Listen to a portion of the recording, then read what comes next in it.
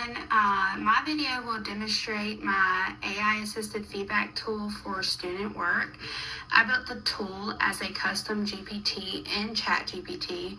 Its purpose is to help me generate draft formative feedback for kindergarten ELA writing while still keeping my professional judgment central. My tool is designed to act as a partner, not a replacement, in the feedback process. It does not align final grades, and it does not make final decisions about what the feedback is that the student receives. Instead, it helps me create a first draft of feedback, and then I can review it and revise it and improve to what I want the student to see. For this project, I used the kindergarten ELA writing responses. It's just easier because that's the grade that I teach. In my classroom, students are at different developmental levels. Some students respond through drawing, labeling, or dictation, spelling, by sounding out, or simple writing. Because of that, I needed my tool to generate feedback that is brief, supportive, specific, and developmentally appropriate. The learning objective for this assignment was for students to respond to the text by sharing an idea through drawing, labeling, dictation, or sample writing or simple writing. The assignment directions ask students to listen to a story, think about their favorite part, and then draw and write about that part and telling why they chose it. The success criteria where the students answer the prompt, communicate an idea clearly, include details through drawing, labels, or dictation or writing, attempt letter sounding, spelling, or sentence writing, and show effort and understanding. Now, I'm going to explain how the workflow operates. First, I entered the assignment context into my custom GPT. This includes the grade level, subject, learning objective, directions, and success criteria. I also built instructions into the GPT so it knows it is working with kindergarten students and should keep feedback age appropriate. Next, I paste a student work sample. The custom GPT then generates feedback using the Glow, Grow, and Next Step framework. This is the framework that I chose for the GPT to be based on. This means it identifies one strength, one area for improvement, and one clear next step for the student. I also made it to where it's kid-friendly when it's answering feedbacks, so it's not hard for a 5 to 6-year-old to understand the feedback that they're getting. The student sample that I'm using for this demonstration is the student writing, "My favorite part was the dog. I like dog. He run." And they spelled favorite, F-A-V-R-I-T. So they used their sound spelling to spell out the word favorite.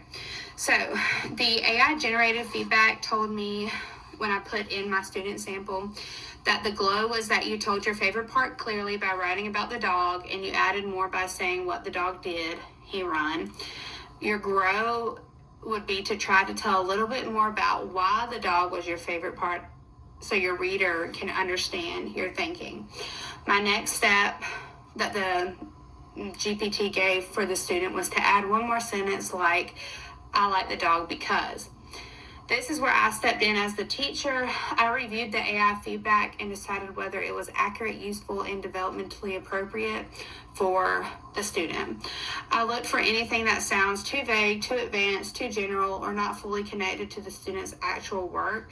In this case, I told the custom GPT to review the feedback as if I were saying it directly to the student during a conference, keep it warm, simple, and specific for their grade level and their age level. Use Glow, Grow, and Next Step. Keep that framework, then add a short teacher reflection explaining whether the feedback is accurate, kind, and aligned to the success criteria. My revised feedback that I got from the custom GPT platform was that the glow, you told me your favorite part was a dog, and I know what you like because you wrote, he run. This helps me understand your idea. The grow was, I want to hear a little bit more about why the dog was your favorite part. Next step, say one more sentence and write it, "I like the dog because." The revised version is the feedback I would actually give to the student after a human review. I think it is stronger because it clearly names what the student did well, keeps the next step manageable, and sounds more natural for a kindergartner learner. As I tested the tool across multiple student samples, I noticed that the AI worked best when students' responses clearly matched the prompt. It was less effective when responses were very short or harder to interpret. Sometimes the feedback became too general, and sometimes it suggested next steps that were slightly too advanced for kindergarten. Because of that, I revised the tool itself. From its initial design to my final version, I made several changes. I strengthened the instructions so that the GPT would avoid generic praise, focus only on visible evidence in the student work, and keep next steps small and realistic. I also made the tone guidance clearer so that feedback would stay warm, specific, and developmentally appropriate. These changes improved the quality of the response and made the tool more useful for actual classroom practice.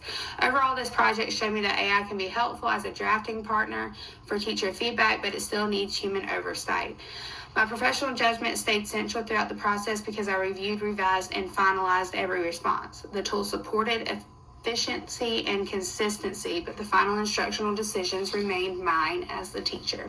Thank you for watching my demonstration of my AI-assisted feedback tool.